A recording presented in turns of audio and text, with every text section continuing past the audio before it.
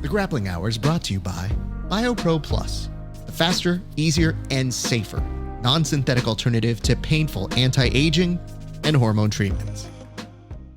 When he called that out, because I had drilled it so much, I could extremely confidently go into it. So like the synergy of you know, him showing a move showing me the idea of the move, me drilling the move, and then being able to hit it kind of on command.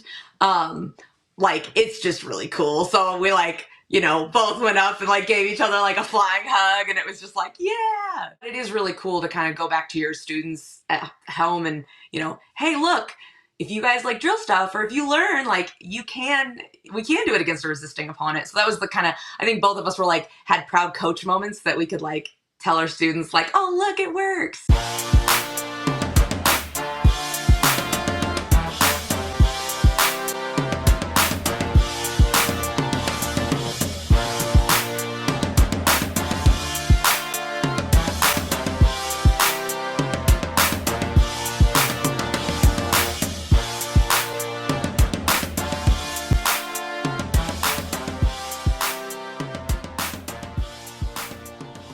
What is up, everybody? It is your friendly neighborhood BJJ podcaster, Rafa Esparza, coming to you with another great episode of Grappling Hour. I'm very excited for you to join us, and maybe you just heard the news. Yes, we are wrapping up shop at Verbal Tapcast. I know, small tier. It's all good, but we here at the Grappling Hour, we're not going anywhere.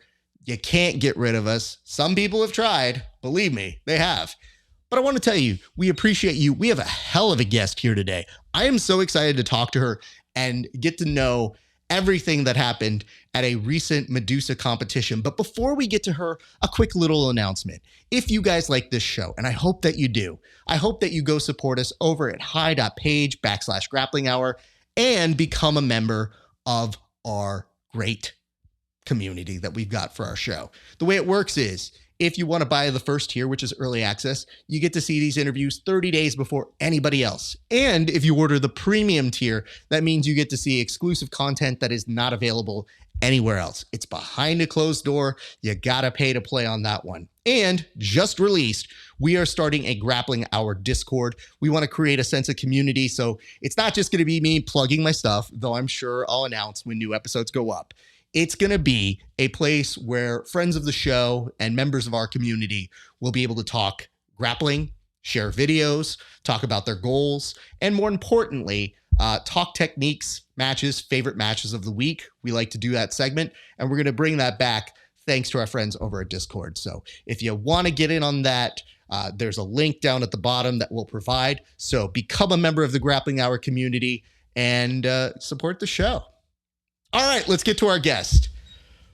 What can I say about her in that I was so impressed by her performance at Medusa, but perhaps I was more appreciative of seeing a grappler who wins and smiles when they win. I want to tell you this. I see a lot of grapplers. I've interviewed, almost everybody in the sport. But when you see somebody's soul really just their heart pop out in front of that entire stage, and you see them celebrate the moment and actually drink it in, and it's genuine and that you're happy for them succeeding. This is one of those moments. So this is my first time getting to meet our guest, and I'm very excited to hear all about her journey as well as what she was able to do over at Medusa. So ladies and gents, welcome for the very first time to the show. Tipping Points, Pride and Joy, and your new Medusa champion, Claire North. Claire, how are you doing? Good. And thank you so much for the compliment. That was very sweet. Thank you. I mean it with every fiber of my being. When I see grapplers so happy that they're winning, there's something that gets missing. We tell a lot of people to put on airs and act like you've been there before. And it wasn't like you were overdoing it where you're ripping a gi off and screaming at the audience and showing them your acai. This was you letting a small moment and then just beaming with a smile. So I guess I have to ask you, did you know you were smiling that hard the whole time?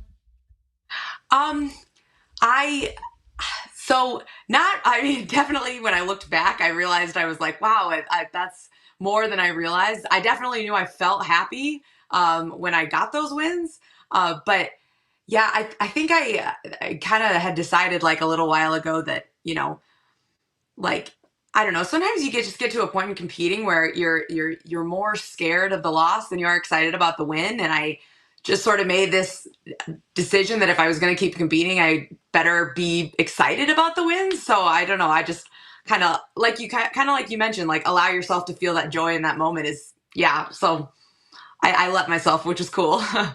And you deserve it because, like, it's not like you were celebrating at round one, like you won, like, oh, I beat everybody. Like, you waited your time. And then in that moment, you actually took a beat, you went straight into it. And it was so refreshing just to see how much you were enjoying it. It makes us as an audience, I think, enjoy it a little bit more as well. So it's so great and refreshing to see an athlete kind of give that opportunity to actually enjoy themselves. As weird as it sounds, it's great to see just a very fun moment. And I hope that you felt that too. Yeah, thank you. So let's get into a few things. First and foremost, I have questions about match by match, but I'd love to get the idea. How did you get involved in Medusa? How did this opportunity come up? Yeah, so it kind of like in a similar way, or what I was just mentioning of, I just sort of decided like at the end of 2021 that I was going to just stop being so scared of competing, and I just sort of made it my resolution to try to put myself in more competitions. And so anytime I saw an opportunity, I was just going to try to reach out and see if I could do it. And so I saw for the last EBI Medusa that he had, so there's been a total of 3, and for the second one, he had put out this, hey, we need 135-pound girls. It's combat. And so I was like, okay, I don't strike at all, but I mean, this is like, I made this resolution, and then the next week there was this, SOS call for it. So I was like, I'll do it. And I went down to Cancun. It was like on 2 weeks notice. And I did combat jiu-jitsu. I won my first match and I lost my second, but that kind of set the stage for when I saw the second one. I reached out again and he was like, yeah, absolutely. So That's awesome because I noticed toward the end, they were asking you, they're like, hey, would you be up for coming back or doing a different weight class? And you were like, you had this look on your face, and perhaps correct me if I was overreading it, but I thought that you looked at TJ and you go, I'm happy right here. Let's do another one of these. Because then you thought about it, you go, I'll go up. And I thought, yeah. okay, Claire is maybe one of the nicest people you could talk to, because I would have straight up been like, nope, I'm good. I just won. I'm the champ. Come fight me. No. And I more was thinking, it's like combat jiu-jitsu is, I think that is one of Eddie Bravo's, he loves that concept and that theory, but and I think that it could be really cool for a lot of other people, but I don't know. For me, I went to school and I have so much student loan debt in my brain that I think I need to preserve that as much as possible now.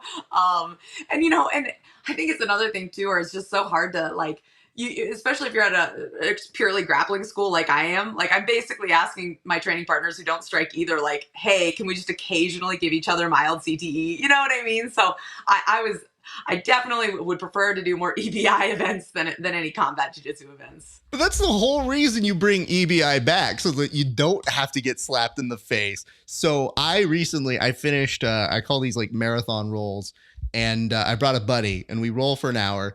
And at the end of it, like, it was a fun roll. It's mostly, especially for me, to be less fat, if you would, around the holidays.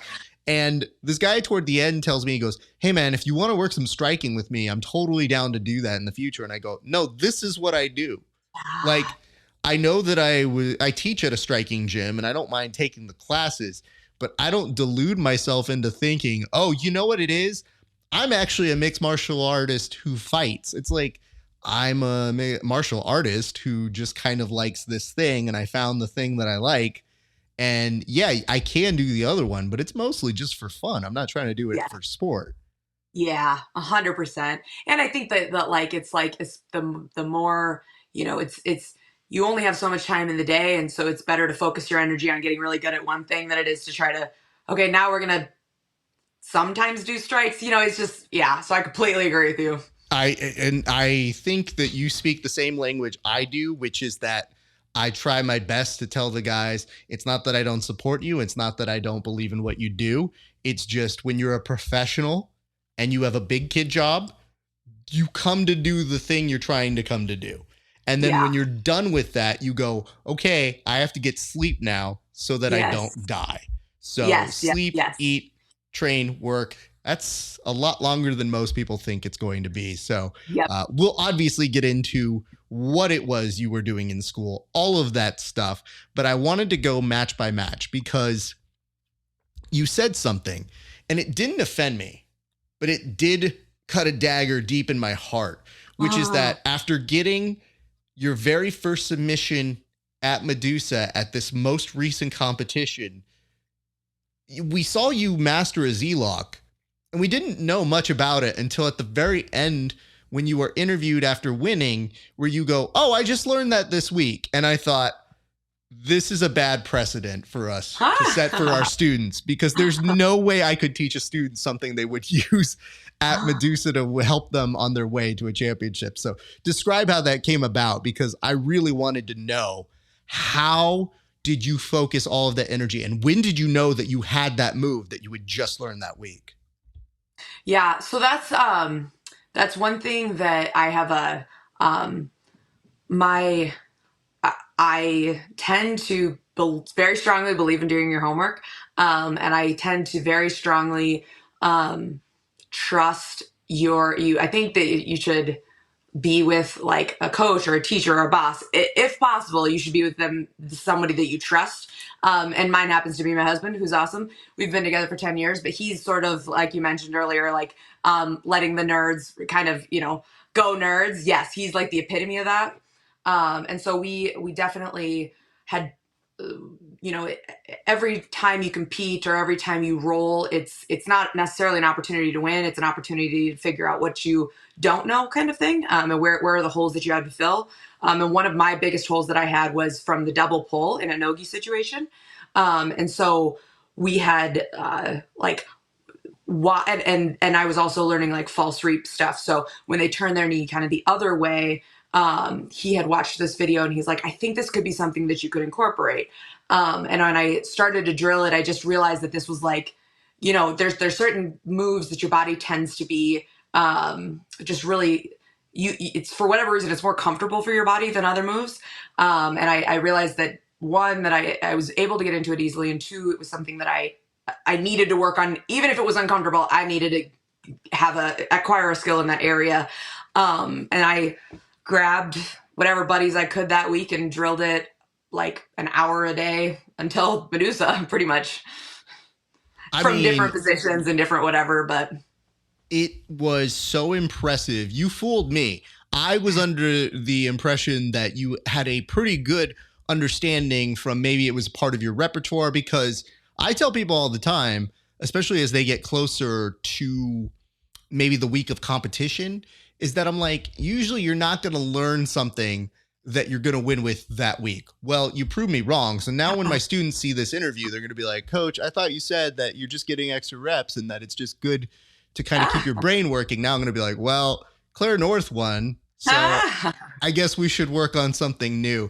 I just love the fact that you geeked out on it. You really made it something that you said was initially a weakness. So when you were able to make that kind of huge win at that very first part, it does explain why you were so happy right then and there in that first match. So that makes sense to me. But what did you guys talk about? Like, because if your husband has a part in this as well, when you went back in between those rounds, the first and the second round, what did you guys say to each other? Was he shocked? Did he know that you were going to do it? Because sometimes nerds know things before even the person they're coaching knows. yeah, and so part of it too, like the kind of we kind of have a little bit of a unique synergy in the sense that he he was like definitely a big gamer growing up, so he like is used to like he presses the buttons and the little figure on the screen goes boom, right? And so like he was, when he called that out, because I had drilled it so much, I could extremely confidently go into it. So like the synergy of him showing a move that I could, that I showing him showing me the idea of the move, me drilling the move, and then being able to hit it kind of on command. Like it's just really cool. So we like, both went up and like gave each other like a flying hug, and it was just like, yeah, you know. And it's cool to like, sometimes I think I completely agree with you. Like most of the time, students do not need to learn. They don't need to be having a bunch of new things that they learn, but it is really cool to kind of go back to your students at home and, hey, look, if you guys like drill stuff, or if you learn, like we can do it against a resisting opponent. So that was the kind of, I think both of us were like, had proud coach moments that we could like tell our students like, oh, look, it works. That's so funny. That's so amazing. And what I do believe, though, and I think there's more similarities in what we are saying than I even thought we would have going into this interview. But like the way that you're describing it is that I tell my kids, hey, listen, you don't have to beat your opponent at 100 moves. You can win just doing what you do best. So concentrate on what you do best and make that work for you. So that is definitely something that I have worked hard to instill in my students. And that's why hearing you say it right now is like, oh, that's so dope. Yeah. She was able to make it happen and not only give a great influence to her kids, but also like get a nice personal win for yourself too. That's a great win for you. Yeah. Who was it? Was it Bruce Lee that said it's better to do one kick 100 times than 100 kicks one time each kind of thing? Yeah. That is exactly correct. So I want to go now into, before we go into the second match, I want to like double back. What is that competition like for you week of? So what does it feel like with travel? What did that go to? Because where are you traveling from to make it on over? Because this one was in Texas, correct? Yeah, El Paso, Texas, and I'm from Iowa, so a lot of flights, and it's always a bummer to have to cut weight when you're traveling, but it happens. So it definitely wasn't too bad, but yeah, that the week of, as much as I can drill, and then just get like, I don't know, strategic rolls, but I don't know, for me, I have to roll out that nervous energy. That makes sense. And weight cut felt good. Everything felt good going into it. Yes. Yeah. Okay, cool. What is the atmosphere like? Because it's also got to be weird to have both tournaments happening kind of like with each other. So there was a part when I was watching it, I wasn't sure exactly how to finagle those things, but I know it was also combat jiu-jitsu time. So there's also got to be a nice feel because there's a lot of people who are very interested in both of those events. So I'm sure you probably got a sense of this is kind of a big event.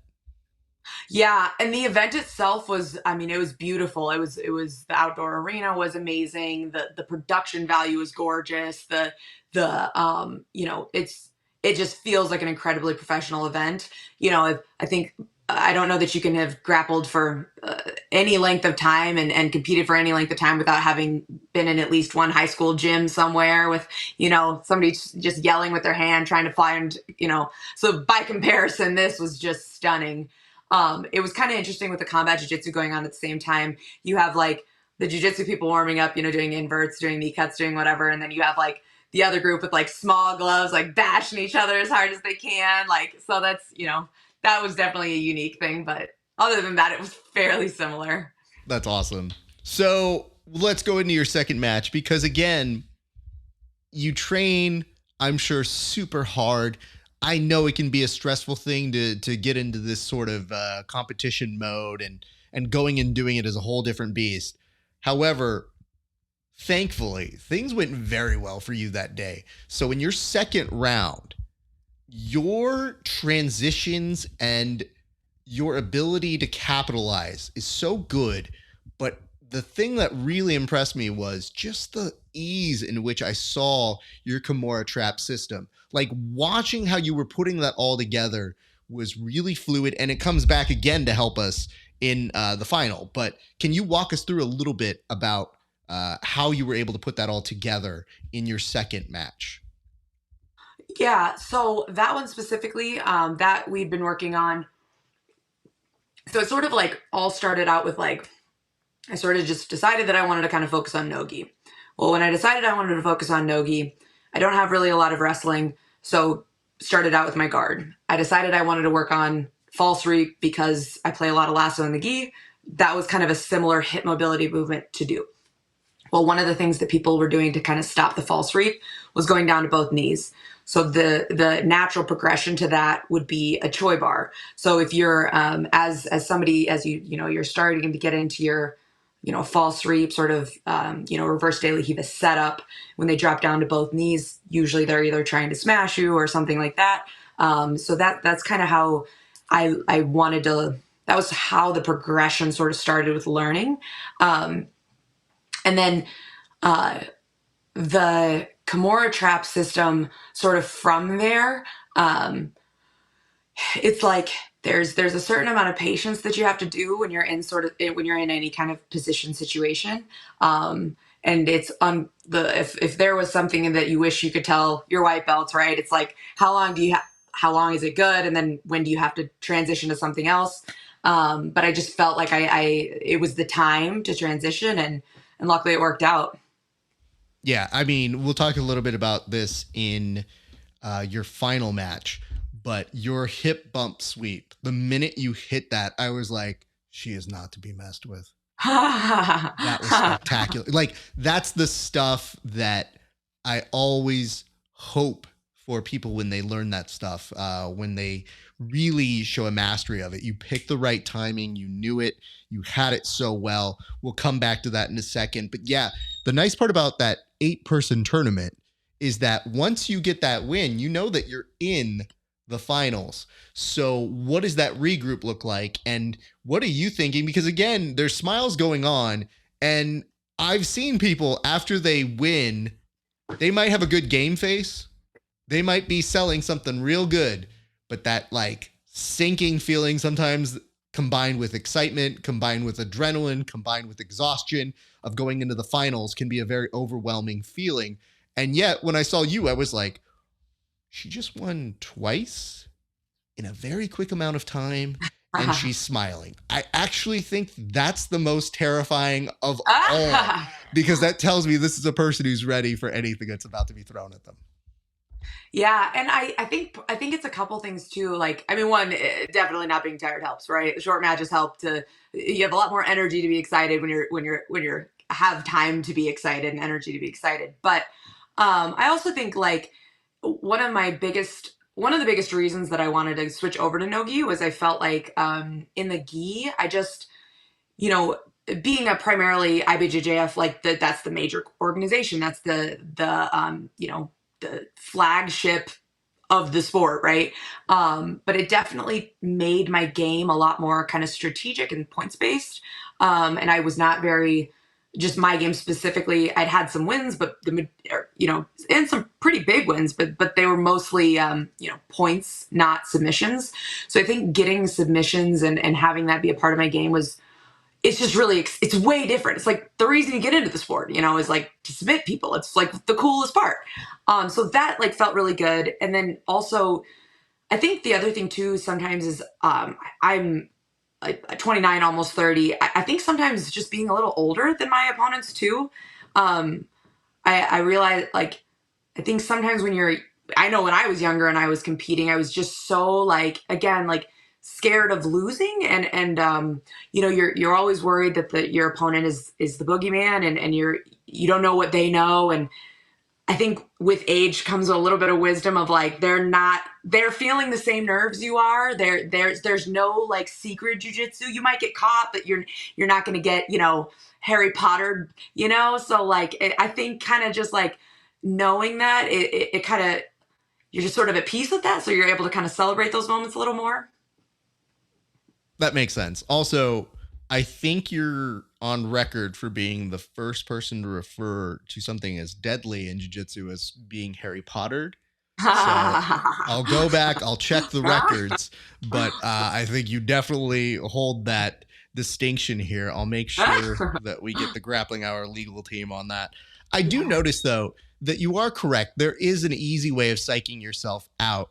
In your case, I didn't think any of it was artificial. I didn't think that we were watching you put on a face, because a lot of people have to put on a face when they compete. Mhm. So they have to go somewhere different. They almost become a different person, or they become a more reserved version of themselves. So they look like a Mhm. psychotic killer. Like Yep. everybody has a different vibe of what they do. Yours was a peek into your soul. And what I was gathering as I was looking at it was it just kind of seemed like, oh, Claire's a very nice person that wants to compete at a very tough level, but is embracing this moment. And there's something refreshing about that, because as somebody who ingests so much jujitsu, you do get used to people stone facing you and then underselling like a big moment. So they might just be like, Yeah. oh, it's no big deal. I do this all the time. And I was like, false. Yeah. You don't win EBI all the time. Yeah, seriously. False. Yeah. You don't win IBJJF all the time. It is a mantra you have been told so that you put up a facade. Now, as somebody who works in TV, you know what doesn't sell? Yeah. So Yeah. I do a mix of, I don't try to take people away from their authentic self. If that's who they really are, dope.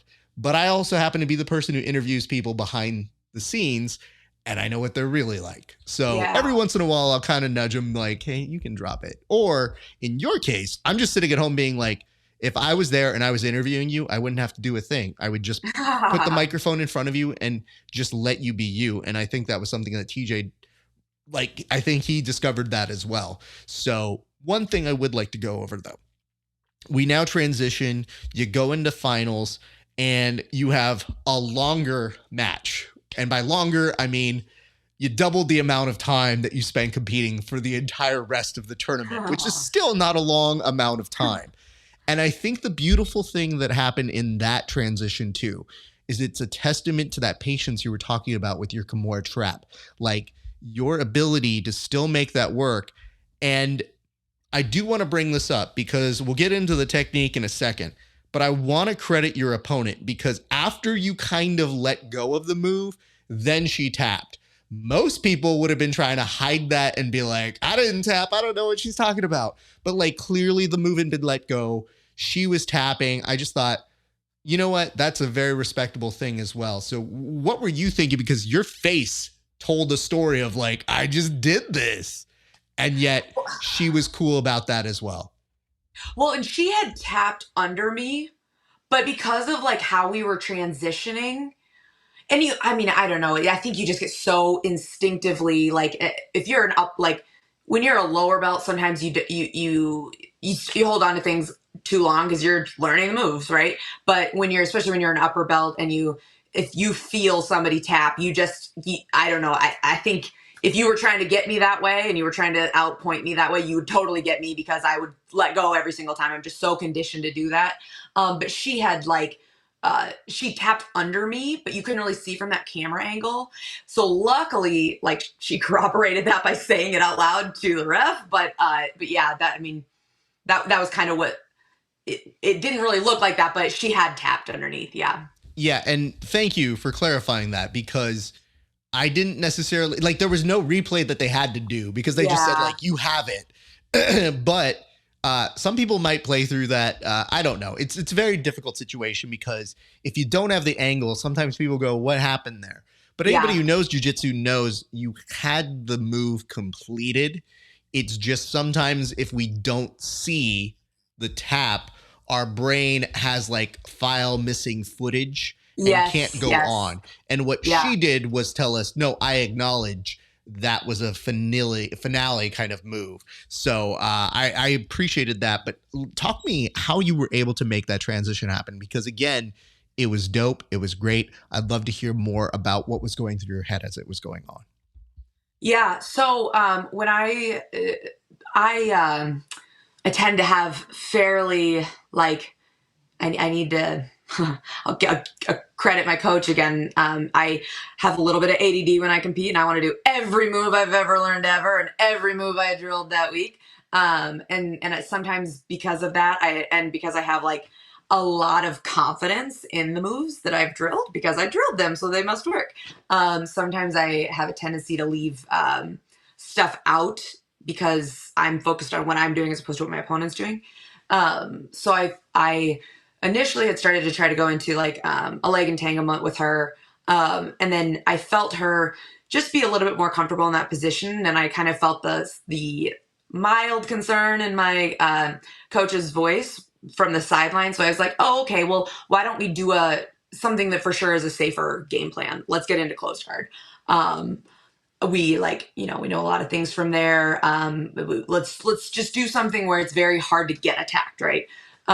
So that's what I started the position. And then I felt like, I was able to lock up that Kimura, tried to go for the kind of guillotine, which you're never going to get, but you kind of do that to make him posture, and then you can hit the hip bump sweep off of that. She was able to bridge out of that, but I was still able to kind of get that Kimura grip, and to be honest, I was still using it more as a sweeping position rather than a submission position. But it just as the angle changed and I locked my legs up over her shoulder, it just sort of bit a little funny. So I'm not sure if like maybe her arm had gotten out a little bit. Some people just have different levels of flexibility in their shoulder.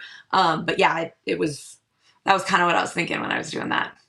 It looked like you almost couldn't script it better for you. Like the way I saw you handle it is you go, oh, this is great. I was planning this. And I thought to myself as I was like, yo, all of this looked beautiful. It's what you hope for as a competitor, So I definitely knew. I was like, well, I know why she's happy. So that's not in question. So what is the first thing that goes over through your head? Because you went over, you had a moment with your coach and you let out a small celebration. You come back, you're beaming, you're super happy. Describe for us that whole little thought process, because we saw maybe all of that happen in about 20 seconds. Yeah. I mean, I think like the first thing is always like, just like I've had a lot of wins, like mostly in the gi, where it was like you win, but somehow you just don't feel good about it. You just, it was like an advantage, or it was nothing happened, or you're like, I mean, I guess I won, but like, it doesn't feel like you dominated. And it was just a really cool, like feeling like not only did I win, but I capital W won, I did it in a convincing fashion. So that was cool. It was really exciting to be able to like those moves. Like, I mean, I'd learned, the Z-lock that week. I'd learned the Choi bar 2 weeks ago. Like I'd been able to like really immediately incorporate lots of new moves into my game. I was able to like, and not only that, but it's kind of cool to like, so I've done like the weekend before I had done Nogi Pans, which is, I mean, objectively one of the biggest tournaments in like our sport that you can do. And it's a super high level, super high profile, but it's also not very, it's just kind of hard to watch if you don't already know what's happening and you don't already like follow the sport. Most of the time you have to be doing the sport, as opposed to this, because it's on UFC Fight Pass. A bunch of people that they were like, I knew that this was going to have a wider audience. So it's kind of cool to win if, a lot of people are watching. Like, I don't tend to really be like that much of a ham, but it's better to win in front of people than lose in front of them. So that's always like a cool feeling too. You should feel zero regret or zero apprehension about doing what you did, because it's good. It's nice. It's refreshing. It was the reason why, if there is a difference maker, usually I try to reach out to everybody, and I always make an earnest effort to say like, hey, do you want an interview? You want something big? I would like to talk to you about it. Everybody's got a story, and especially if I've never met a person before. Yours was an open and shut case of, okay, we're going to do an interview. She doesn't even know it yet, but we're going to sit down. We're going to talk about it. We're going to celebrate these wins, and we're going to give it the honor that it deserves. But also, my God, so cool to just see somebody having fun. Do you wish that you could recover faster from workouts or training? Do you wish you had the same energy, power, stamina, and drive that you used to? Every year after puberty, your growth hormone decreases, sometimes by as much as 50%. And spoiler, it doesn't come back. It doesn't matter how in shape you are or how good your diet is. Just like death, taxes, and sequels to The Fast and the Furious, they're gonna happen, whether you like it or not. But Raph, how does this affect me, a young jiu-jitsu practitioner who believes he will never get old? Well, growth hormone decreases can cause poor workout performance, slow workout and injury recovery, chronic fatigue, mood swings, depression, body fat, low libido, poor sleep, and a lot more. Though frankly, if you're asking me, that sounds like plenty. That's where BioPro Plus comes in. BioPro Plus is the first of its kind 100% non-synthetic alternative to prescription HGH growth hormone treatments. It immediately replaces what your body is not getting, and it does it naturally without the needles, nasty side effects, or the expensive costs of typical synthetic growth hormone treatments. BioPro Plus is not a synthetic drug, so it won't shut off your natural production or cause you to pop on any drug tests. Wink, ADCC competitors. Since 2009, BioPro Plus was only available through doctors, but not anymore. Now you can get BioPro Plus shipped directly to you. No doctor visits, no blood work, no pharmacy. If you're serious about your training, and I hope that you are, go to Bioprotein Tech and use the promo code GRAPPLINGHOUR for We're giving them $30 off to our idiots? Okay, it's their money. Go to Bioprotein Tech and use the code GRAPPLINGHOUR for $30 off. So go check out BioPro Plus today before your competition does. I guess we should ask this because we do have some other stuff to attend to, but let's get to the origin story. Where does jiu-jitsu begin for you? Where do you start doing it? So I started at the University of Iowa. In high school, it's so cool to see women's wrestling explode like it is now, but that was kind of not the case when I started. I went to a really, Iowa as a state is obsessed with wrestling. We have a phenomenal wrestling program anywhere you go. But it was definitely more for the boys at that point. So as soon as I found the Brazilian Jiu-Jitsu club at the University of Iowa, I was like, oh, okay, this is it. This is awesome. I'm all in. I love it. Let me ask, did you do sports when you were growing up? Because it sounds like you found this in college then, right? Yep. Okay. I found it when I was 19. That's when I started. I did soccer when I was growing up. I did it, kindergarten through senior year of high school. I was very, very okay at it. Strongly okay. Hold on. Can I just say something? Same. Because people, whenever I tell them I played soccer for 11 years, were like, so you were good at it? And I was like, I was around. Yeah. I would never say I was good at it, but I was at the thinnest I was ever at because it definitely prompts you to run a lot. Yes. So, and I loved it. I loved playing soccer for all those years. But I did take a long break before I went from soccer to jiu-jitsu. So that metabolism went away. It was fun, but I always say if I didn't do soccer, I would have been obese because it gave me at least a metabolism to live a decent, okay life after that. But for you, what was the appeal of jiu-jitsu then? Because soccer is a very different sport. And obviously, you seem like somebody who's looking for different challenges. And obviously, a wrestling room sounds fun. But what was it that drew you especially to the jiu-jitsu side then? I think there was a couple of things. I think the first was like I've always been kind of intense and a little bit like too competitive for a lot of normal things. And like jiu-jitsu is something where, especially as like a small person, I felt like I could immediately be as competitive as I wanted to. And because I was so new, even if I kind of went too hard, it was kind of hard to hurt your training partners, but you had like an outlet for all of that kind of competitive energy. And the other thing was like, because of that intensity, it's the people that happened to be at my club were intense about the sport itself. So being able to be around people that were intensely doing this thing and followed it and wanted to compete at it and get the best that they could be at it. And physically you could do the same thing. It just was a good fit right away. All right, Claire, I only know you for this short amount of time. But when you say that you're an intensely competitive person, can you define it in a way that does not involve sports?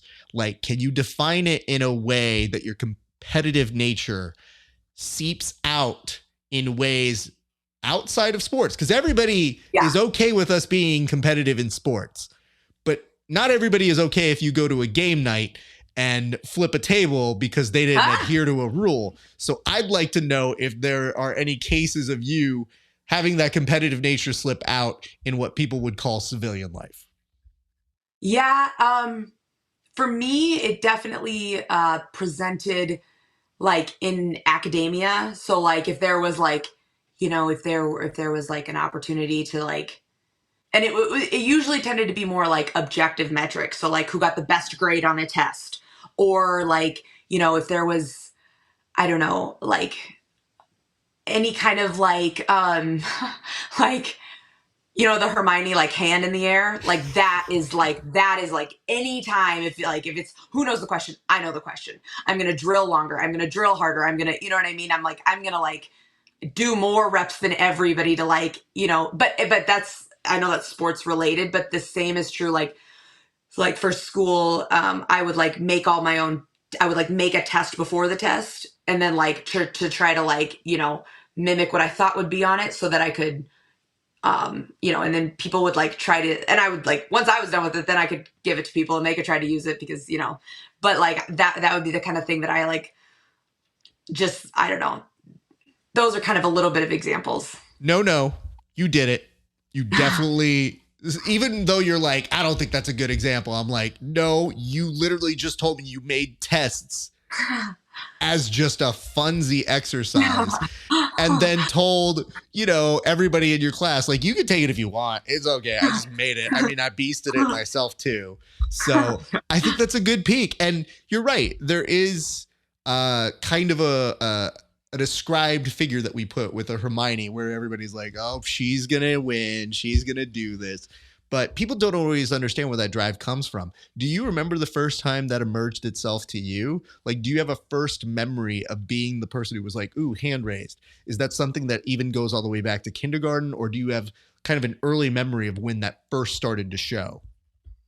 Yeah, I was in 7th grade pre-algebra, and there were, you know, the boys that like to get your goat by, oh, girls can't do math or whatever. And I just was like, well, who are you? I can do that.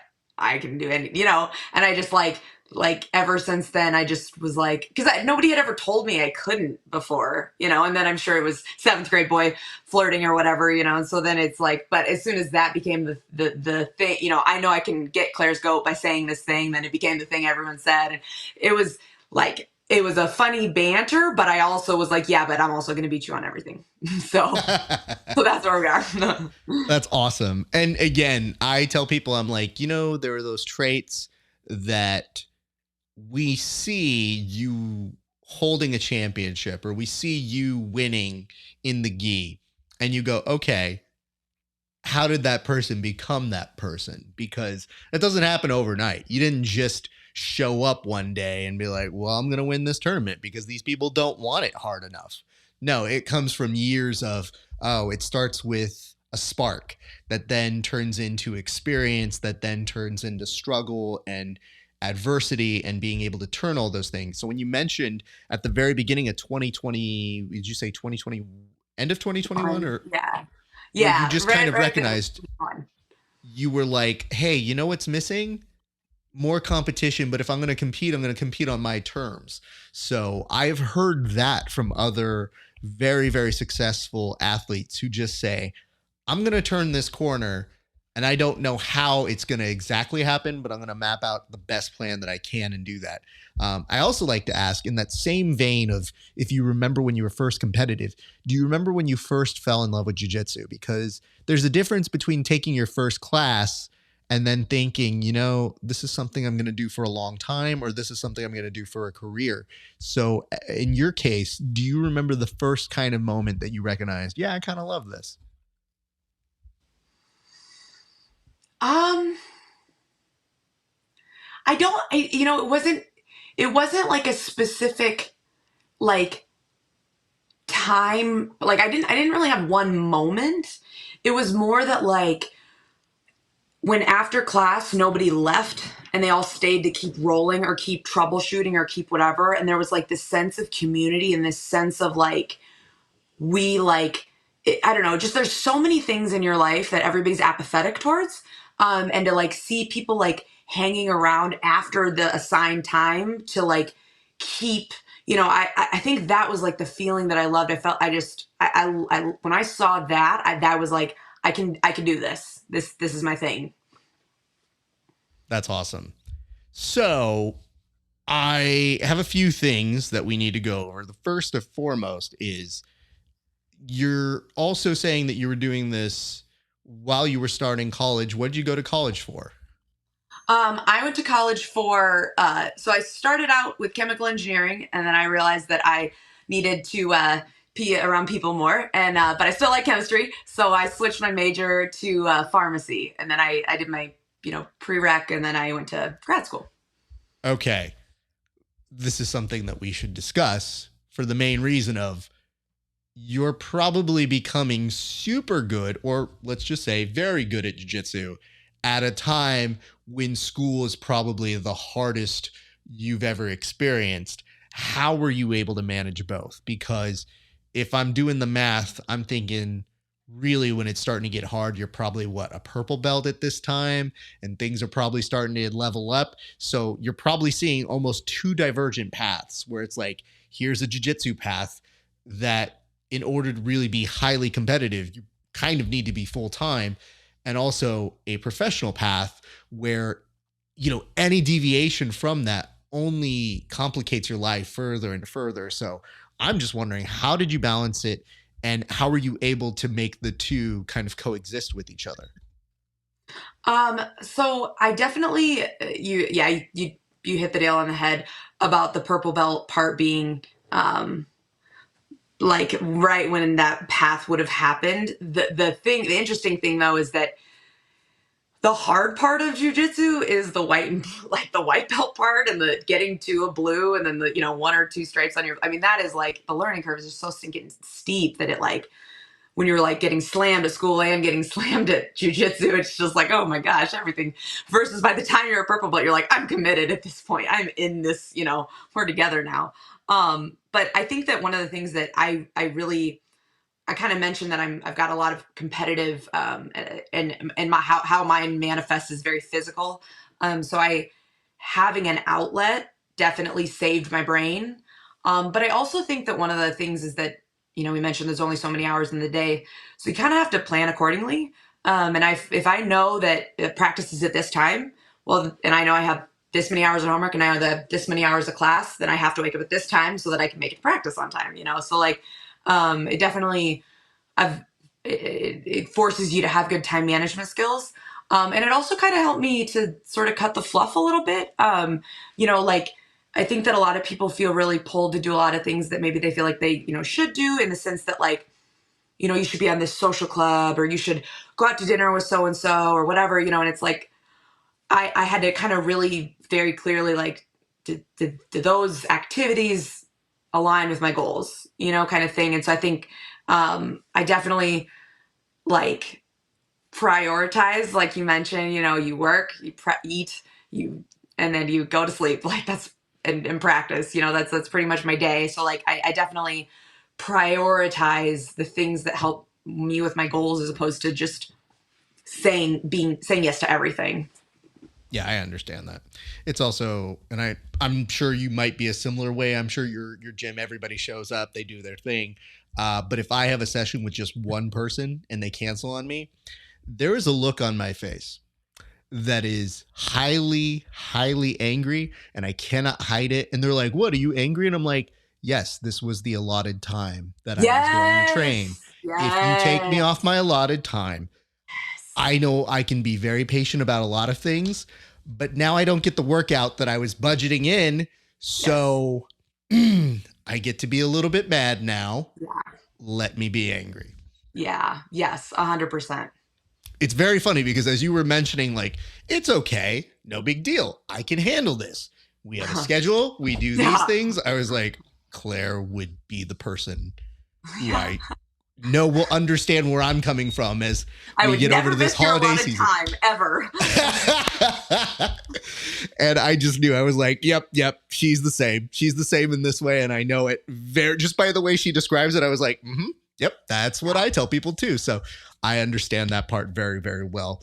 Where and when did you and your husband meet? Because that's so fascinating to me. My wife doesn't do jiu-jitsu. She understands what it is. At this point, she's pot committed, so she knows. But to be able to share that with somebody I know is so special and so unique. So where and when did you guys meet? Yeah, so we were both students at the University of Iowa, and he was the president of the club. He was a purple belt at the time, and they were all kind of that was the highest belt that was there. So all of the purple belts were like rotating through teaching, just because And then he was the one that happened to be the president, but we sort of met, and then I think 6 months into training, I was like, okay, I found it. We're good. Wow, And 6 months. I definitely understand. Yeah. That's impressive. I mean, because the thing is, it's dope if you both have something that you connect and you bond with. But I like the fact that even after 6 months, you were like, yep, guys, we're closing up shop. Yeah. Taking no more applications. It's been a fun time. Found it. We're good. Thanks, everybody. Yeah. And I definitely see like a lot of people, my favorite, when people come into the gym and they're, husband and wife or they're like boyfriend, girlfriend, or whatever they are, I feel like the most important thing is you each have to do it for yourself. There's no like, I'm going to do it for him, because that's where everything goes wrong. But I think that and I definitely understand that some people, it doesn't really work to have a power dynamic of like somebody's your coach. And I totally get that. Every relationship has its own rules and everyone is different, but it's for me, it's so like when we're at the gym, we're at the gym, and when we're at home, we're at home. And it's just, it's always been very easy for me to like categorize that in my brain. And yeah, but I think the most important thing is just know yourself. Don't try to force it. Just know if you like it and you're doing it for you, then you're doing it for you, and that's it. Yes. The worst thing that my wife does say is when somebody goes, oh, well, Raph always goes train. Why don't you go train with him? And she's like, he wouldn't want me to be there. I'm like, false. Would love it. You're welcome anytime. Yeah. It's not always the funnest, but it is the funnest. Yes. I don't know how else to explain it to you, but there is a reason why we get addicted to it. Yes. And why we have such an appreciation for it. But I always stop that down shop very quickly, because I'm like, no, would be great if you spoke this language. Now, granted, would it always be fun for you if I came home and I was like, oh my God, I just saw this instructional and we got to talk about this? Probably not, because I can't turn that part of my brain off. Right. But because you aren't invested in it, I just go, I'm going to give you like the bullet points. Here's the cliff notes of a cool thing that happened at jiu-jitsu. And she's like, okay, that's enough. And I go, great. Yeah.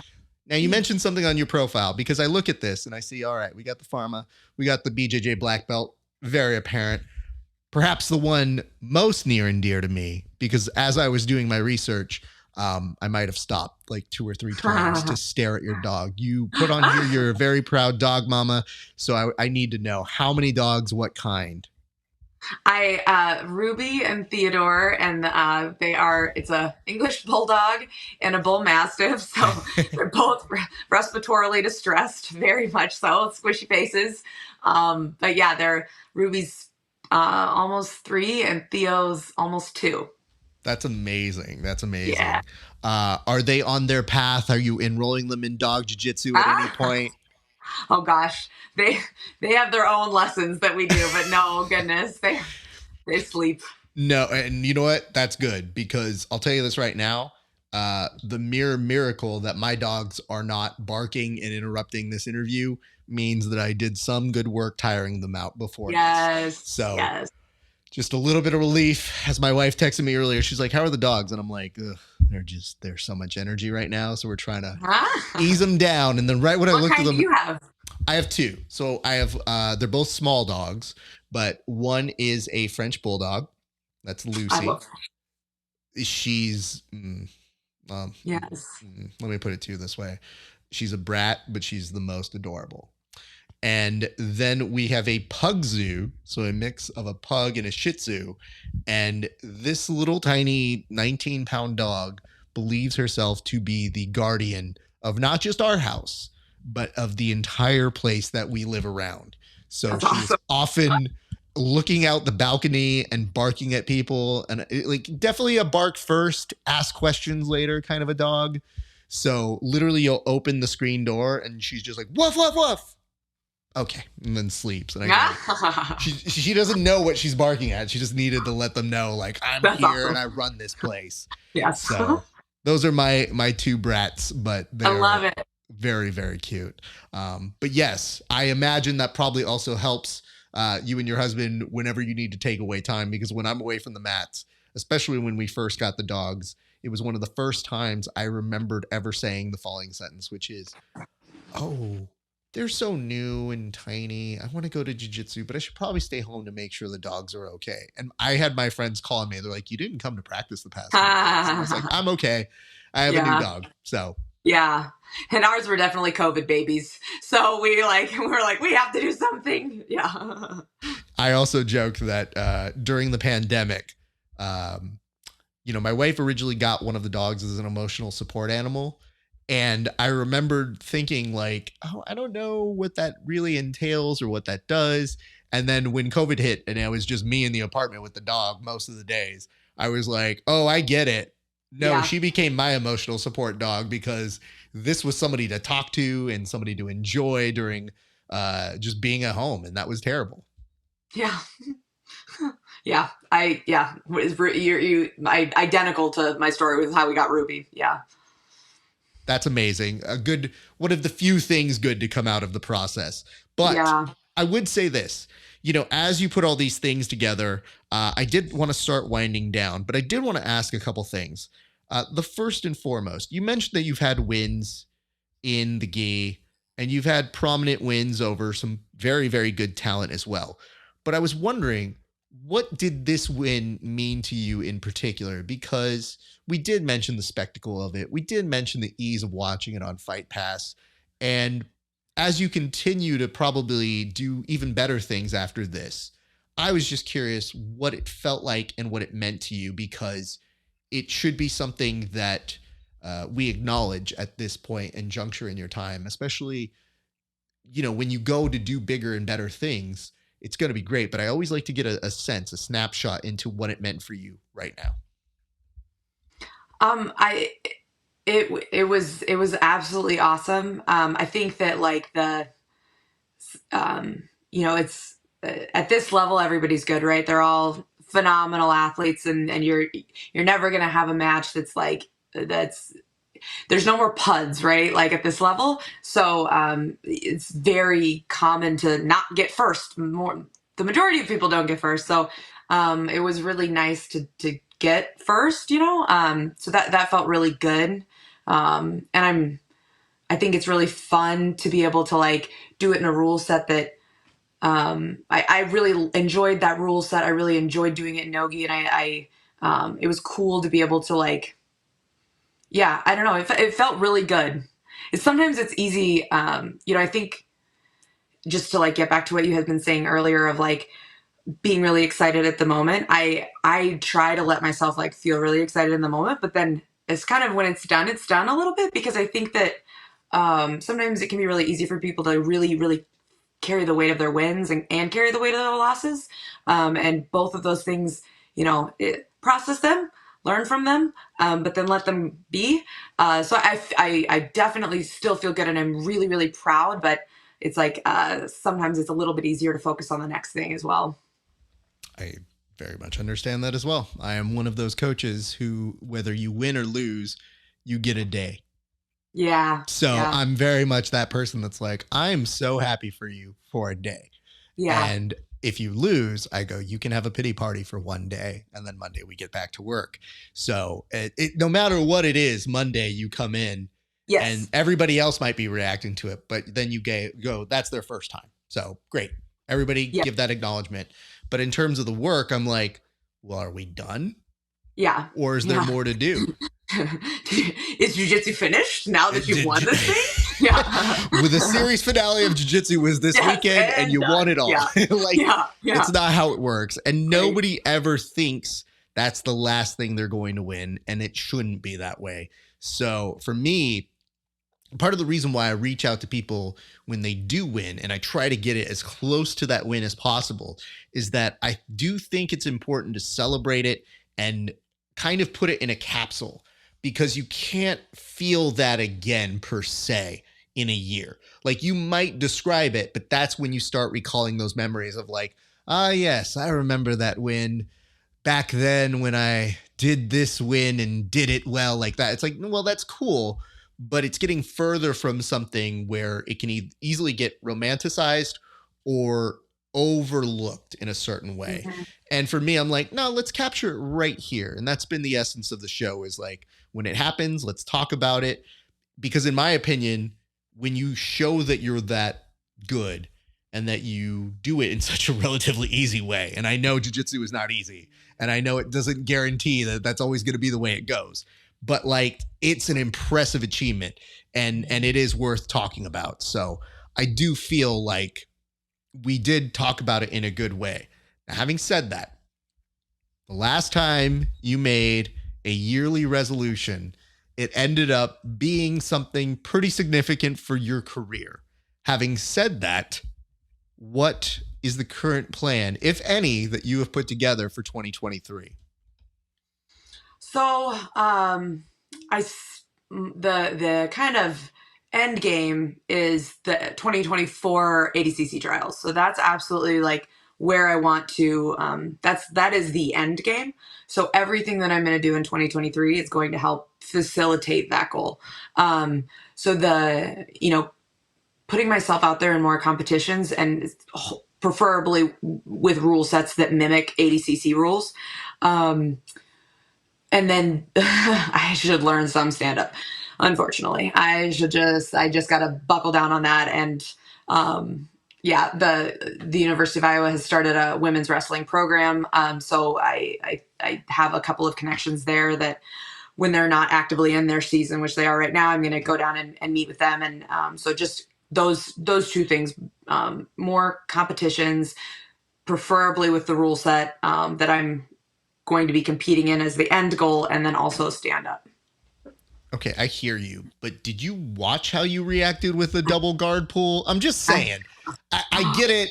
Obviously, give us the show. I know ADCC is the final destination, but I'm just saying, I've seen a lot worse guard pulls. I have a worse guard pull. I know that for sure. So when I see somebody like you, I think the one thing about ADCC, it's a great rule set. It's very good. Before I get into this, let's also remember, hey, how about 2 trials? Just want to keep saying that until it happens. Seriously. I'm over this bullshit with just 1 trial. Yes. Not cool. And more importantly, stop telling me you're working on it. You don't get acknowledgement for working on it. You get acknowledgement when it happens. So I want to make sure that gets out there. Number 2, in terms of ADCC, in terms of what it invites, I always like to tell people it should be a collection of what you do best. So although wrestling should be that golden thing that we acknowledge and we appreciate more, if you've got a better guard pull, absolutely show us that.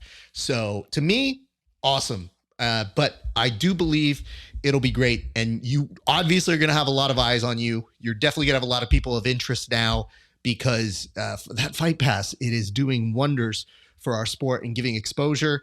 And I think it is worth noting that, yes, I saw you giving props to BJJ Betty and saying, yay, pharmacist grapplers, which, by the way, one of my favorite shout outs ever in the world. Like, there's a gang of pharmacist grapplers all going around to each other being like, oh, are you hurt? I'll prescribe something. I got you. I got this. But to me, I just know we should acknowledge you as the very first Medusa EBI rules champion. And that's a pretty cool thing to have notched on your career. So congratulations on that. I would love to give you an opportunity to shout out your team, any sponsors you want to give credit to, because I know you didn't get there alone and you were so cool in kind of giving acknowledgement to your husband, your coach. But I just want to make sure that those who helped you get there also get their due. So I'm going to put the camera on you. Please feel free to shout out anybody that you felt helped you to get this very, very nice, and yes, I'll say it, historic win that will be followed by more wins. Oh, awesome. Well, thank you. I just wanted to, I realized there was one other thing I wanted to say about just the wins and like being excited about them. I think, and this is something that like as a team, I'm going to shout them out in just one second, but I just wanted to point this out that I think that there's also this idea in the sport that like kind of the silly, if you're not first, you're last quote that Will Ferrell has, right? I think that there's like, even when I got second at Nogi Pans, and I had asked just to somebody who had competed, and I just asked them to take a picture of me and my team. He's like, oh, how did you do? And, I said, oh, I got silver. And, I'm stoked about that. He's like, oh, it's okay. Like, and I'm like, sir, but I think that that's like, that's not just representative of this person, right? That's even after the EBI with one of the people that had lost their second round, I said, well, you looked amazing. You happen to have lost, like you got caught. But, I think that I think that the other thing is just like celebrating your wins because, and all of them, even if it's like, you got to a position you didn't get to, or you were like, you got second, that's still awesome. Or you like celebrating all of those wins and really feeling that celebration and not, like, I think that that's something just if we could have a culture change in jiu-jitsu and be excited about people that don't just win first, maybe then when we start to see that other people just like, maybe they will celebrate because it's not like first or death, So I think, I don't know, I just wanted to like say that really quick of like the other reason that I think I was able to kind of be excited was it's not gold or nothing, which I hope I try to encourage my students to do as well. But speaking of my students, my wonderful, wonderful team in Iowa. We train out of Cedar Rapids, Iowa, guys. I think it's the best team in the whole wide world. I think that they're so supportive. They're so, they try to do, I think that our gym does such a good job of trying to focus on technique over strength and over anything else. Like technique is king. And I could not be more grateful to them. I have phenomenal Joanna Trindad. Watch out for her. She's one of my amazing teammates and drilling partners as well. I have just a whole host of people that I think they're chasing the same dragon I am. So it just makes it so that you get to continue to have your energy refueled and supplied.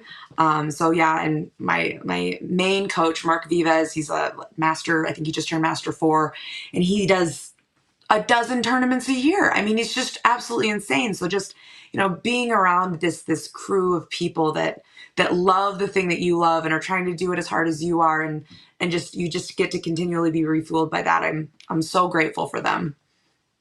That's such a great sentiment. And I want to also add one thing on that vibe for changing that culture that you're talking about, because I cannot tell you how many times when I would report live and I would pull somebody who didn't win. And I made it a practice of, if you had a great match, I don't care if you won or not, I want to talk to you. And they would look at me surprised, like I didn't win. And I was like, I don't care. That's not what this is about. And they'd look at me and I'd tell them, they're like, hey, listen, I know you don't want to do this interview, but I promise you, do it with me. You'll thank me later. And it wasn't because it was like, oh, you're going to get the interview that's going to kill you. It's like, no, let's capture what just happened. And then those people, to their credit or to my idiotic prediction, later would reach back out to me and was like, hey, I never forgot that you pulled me aside.